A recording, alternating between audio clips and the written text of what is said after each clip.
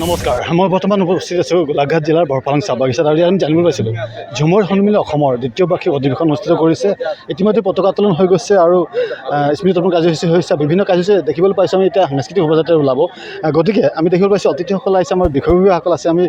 আমাৰ আপোনালোকৰ সকলোৰে পৰিচিত কৰি ডাঙৰীয়া আছে, ৰাজীৱ কৰি ডাঙৰীয়া, তেখেতৰ পৰা জানিম ঝুমৰ সন্মিলনৰ বিষয়ে কি জনাব, ঝুমৰৰ বিষয়ে কি জনাব। আজি 2 বছৰ আগতে আমাৰ কিছুমান চাহ জনগোষ্ঠীৰে জ্যেষ্ঠ অভিজ্ঞ শিল্পীৰ দ্বাৰা চিন্তা কৰা হৈছিলে, চিন্তাৰ বীজ ৰোপণ কৰা হৈছিলে, আৰু সেই বীজটোৰ নাম আছিলে ঝুমৰ সন্মিলনী অসম। আৰু সেই বীজটো আজি 2 বছৰ অতিক্ৰম কৰি এক খুব ধুনীয়া বৃক্ষৰ ৰূপ লৈছে। আৰু সেই ঝুমৰ সন্মিলনীৰে সেই আজি দ্বিতীয় প্ৰতিষ্ঠা দিৱস।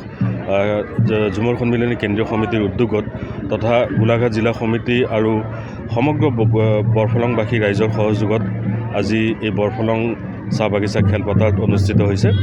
এটা খুব আনন্দৰ দিন, এটা খুব উৎসাহৰ দিন, ৰাইজৰ মাজত যথেষ্ট উৎসাহ আছে। আপোনালোকে জানে, যিহেতু আমাৰ 100কৈও অধিক জাতি জনগোষ্ঠীৰে আমাৰ চাহ জনগোষ্ঠী আদিবাসী সমাজখন গঠিত, আৰু এই গোটেই সমাজখনক একত্ৰিত কৰি ৰখা একমাত্ৰ সম্পত্তি হৈছে আমাৰ সংস্কৃতি, আমাৰ কৃষ্টি।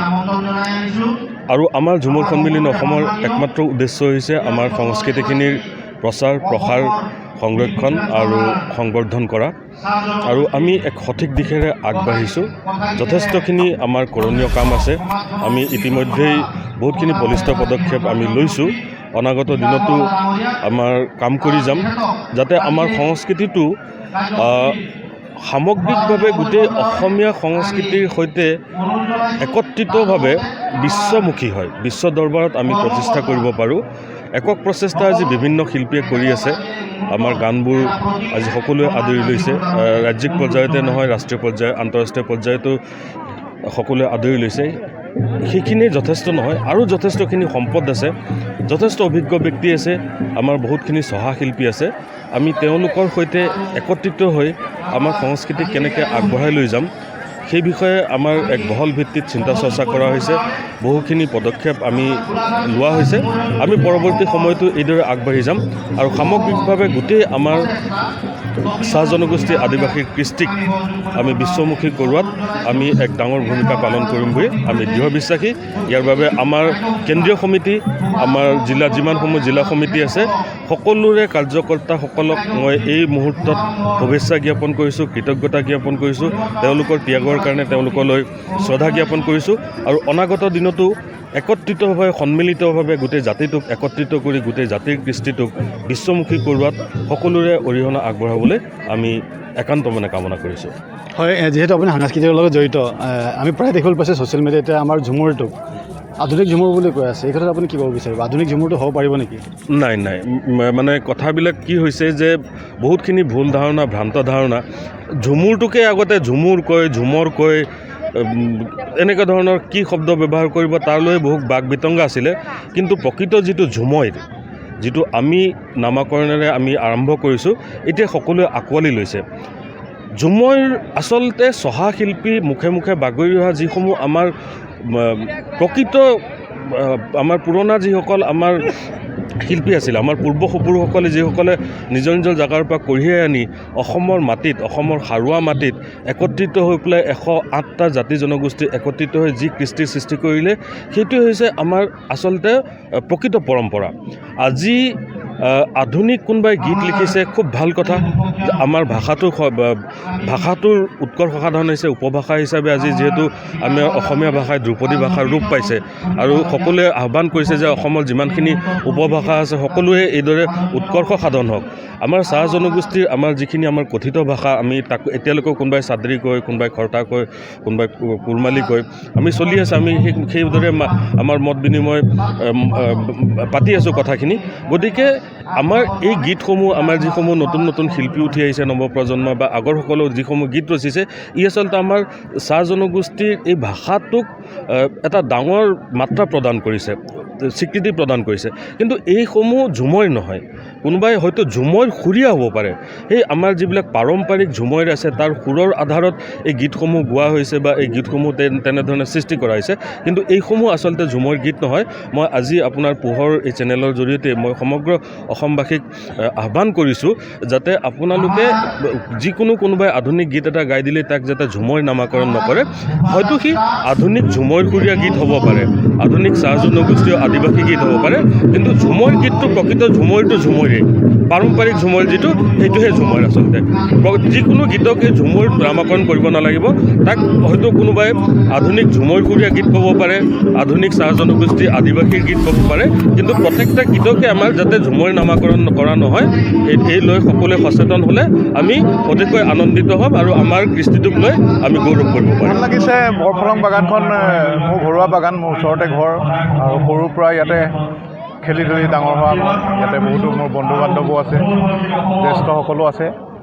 আৰু ইয়াত কেন্দ্ৰীয় প্ৰতিষ্ঠা দিৱস যে পাতিছে এই ঝুমুৰ সন্মিলনী অসমৰ, তাত মই সঁচাকৈ ধন্যবাদ জনাইছোঁ তেওঁলোকক যে এইটো স্থানেই বাছনি কৰি পেলাই আমাৰ বৰফলং বাগানতে পাতিছে। আৰু বৰফলংখন এখন অতি সংস্কৃতিবান আমাৰ বাগান হয়। ইয়াত দিনচৰা হেমচৰাকৰ দৰে ব্যক্তি ইয়াত জন্ম হৈছিলে, সেইকাৰণে খুব ভাল লাগিছে।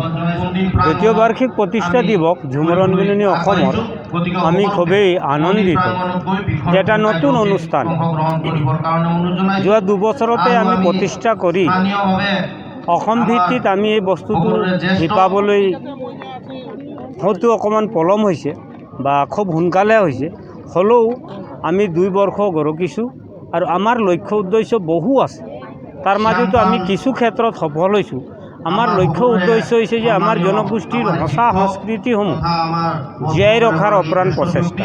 আজিকালি এনেকুৱা হৈছে যে যিকোনো মানুহে ঝুমৰ গাব লৈছে, যিকোনো মানুহ দমকচ গাব লৈছে আৰু যিকোনো বাদ্যতে তেওঁলোকে ঝুমৰ গাই দিছে। কিন্তু সঁচা অৰ্থত ঝুমৰ গানেই হওক, দমকচে হওক, টুচু হওক বা অন্যান্য আমাৰ যিমান জনগোষ্ঠীৰ গীত মাত আছে, আজি যদি চাওৰা বাজনাত যদি চাওৰা গীতটো গোৱা নহয়, গৈ কেছেট হাউচত বা ৰেকৰ্ডিং হলত কিবা এটা বজাই গাই দিব পৰা এই আমেজটো জনগোষ্ঠীটোক ৰিপ্ৰেজেণ্ট কৰিবলৈ গীত হিচাপে শুনিব পাৰে। কিন্তু জনগোষ্ঠীটোৰ যিটো হৃদয়ংগম হ'ব নিজৰ ভাষাত, নিজৰ বাদ্যত, সেইটো নোহোৱা হোৱা আমি দেখিহে ঝুমৰ সন্মিলনী অসম গঠন কৰি আমি অপ্ৰাণ প্ৰচেষ্টা চলাইছোঁ যে আমাৰ সঁচা বাদ্যযন্ত্ৰৰে গীতবিলাক ৰেকৰ্ডিং হওক, প্ৰচাৰ হওক আৰু উদূৰ ভৱিষ্যতেও আমাৰ এই ব্যৱস্থাটো অটুট থাকক। আজিৰ পৰা 200 বছৰৰ আগতে ইমান আধুনিক বাদ্যযন্ত্ৰ ব্যৱহাৰ হোৱা নাছিল। আমাৰ বাদ্যযন্ত্ৰৰে আমাৰ গীত মাতবিলাক হৈছিল আৰু যথেষ্ট আনন্দ কৰিছিল আমাৰ জনগোষ্ঠীৰ লোকসকল।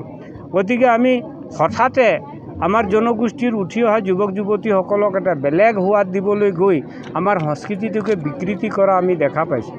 যাৰ বাবেই আমি আজি অসমত ঝুমৰ সন্মিলনী হিচাপে গঠন হৈ আমি উদ্যোগ ল'ব বিচাৰিছোঁ যে যাতে আমাৰ সংস্কৃতিটো অটুট থাকক। নিজৰ যিটো বাদ্যৰে যিটো গীত গাব লগা হয় সেইটো বাদ্যযন্ত্ৰ বজায়ে এই গীতটো গাব লাগে। আৰু সঁচা গীতবিলাকত যিবিলাক ৰাগ আছে সেই লয়লাসবিলাক যাতে বিকৃতি নহয় তাৰ ওপৰতো আমি ব্যৱস্থা ল'ম বুলি ভাবিছোঁ। ভৱিষ্যতে এতিয়া 2 বছৰ হৈছেহে, আমাৰ সংবিধান বা অন্যান্য এতিয়া অসমৰ সমূহ ৰাইজে আমাক আঁকোৱালি ল'বলৈ গৈ আছে আৰু আমিও অসমবাসীক এটা সঁচা সোৱাদ, আমাৰ জনগোষ্ঠীৰ সঁচা নৃত্য গীতৰ সোৱাদ দিবলৈ আমি অপ্ৰাণ চেষ্টা চলাইছোঁ। সকলোকে আমি ভাবে আমাৰ এই উদ্যোগত, আমাৰ এই প্ৰচেষ্টাত যাতে সকলো শিল্পীপ্ৰাণ ৰাইজে, সকলো বাদ্যযন্ত্ৰকাৰী বা আমাৰ জনগোষ্ঠীৰ নৃত্য গায়কবিলাক ভাল পোৱাসকলক আমাক সহযোগ কৰিবৰ বাবে আমি অনুৰোধ জনাইছোঁ। আৰু আজি 2য় বাৰ্ষিক প্ৰতিষ্ঠা দিৱসত আমি এইবিলাক আহ্বান নিশ্চয় ৰাজহুৱাভাৱে আমি কৰিম। জনগোষ্ঠীৰ বহুত দল সংগঠন আছে, বিশেষকৈ ঝুমুৰ উল্লেখ কৰিছে। 2য় বছৰ ভৰি দিছে,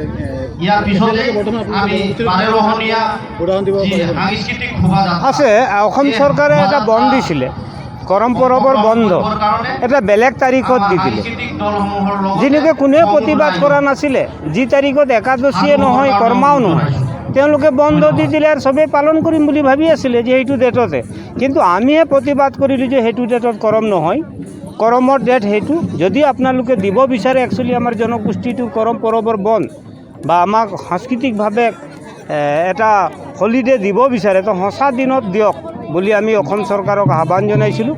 আৰু ডেট পৰ্যন্ত আমি দি দিছিলোঁ যে এই তাৰিখতে বন্ধ দিয়ক। অসম চৰকাৰে মানি ল'লে আমাৰ আহ্বান, আৰু মানি লৈ ঠিক তেওঁলোকৰ যিটো ঘোষিত বন্ধ সেইটো মানে পচপন কৰি পুনৰ আমি দিয়া ডেটতে তেওঁলোকে বন্ধ দিছে। এইটো আমাৰ প্ৰথম পদক্ষেপ। দ্বিতীয়তে আমি আৰু এটা কথা বুজাই দিছিলোঁ যে কৰম পৰৱৰ একাদশী তিথি কেনেকুৱা নিৰ্ণয় কৰা হয়, ভাদৰ মাহৰ একাদশী তিথি কেনেকুৱা নিৰ্ণয় কৰা হয়, এইটো কোনোবা কেলেণ্ডাৰ বা ক'ৰবাত মানে পুথিত পোৱা নাযায়। এইটো সঁচা অৰ্থত জোন কেন্দ্ৰিক এটা পৰৱ হয়, আৰু ভাদ মাহত যিটো জোন ওলাব সেইটো জোনতে পাৰিলে ই আহিনতে পৰক, কিন্তু এইটো ভাদ মাহৰে জোন হ'ব আৰু সেইটো ভাদৰে একাদশী হ'ব। এই কথাষাৰ বুজাই দিয়াত তেওঁলোকে দ্বিতীয় বৰ্ষৰ যিটো বন্ধ এইটো সঁচা তাৰিখতে দিলে। তো এইখিনিতে জানিবলৈ ইচ্ছা কৰিছে, যিহেতু ঝুমুৰ সন্মিলনী অসম ঝুমুৰৰ ওপৰত বিভিন্ন কাম কৰি আছে বুলি আপুনি উল্লেখ কৰিছে। ঝুমুৰটো যদি চাহ জনগোষ্ঠী বা আদিবাসী সমাজৰ জাতীয় উৎসৱ বুলি কয়, জাতীয় পৰম্পৰা নৃত্য বুলি কয়, কিন্তু আমি ছ'চিয়েল মিডিয়াত প্ৰায় দেখিবলৈ পাওঁ আধুনিক ঝুমৰ। এই ক্ষেত্ৰত আপুনি কি ক'ব, আধুনিক ঝুমৰ হ'ব পাৰিব নেকি? আধুনিক ঝুমৰ কেতিয়াও হ'ব নহয়।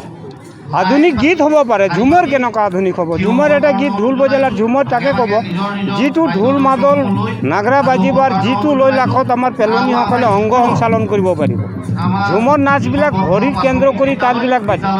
অযথা ভৰি সঞ্চালন কৰিলে ঝুমৰ নাচ নহয়। আপুনি ভৰি সঞ্চালন কৰিলেই খেমটা নাচ হৈ যাব নেকি?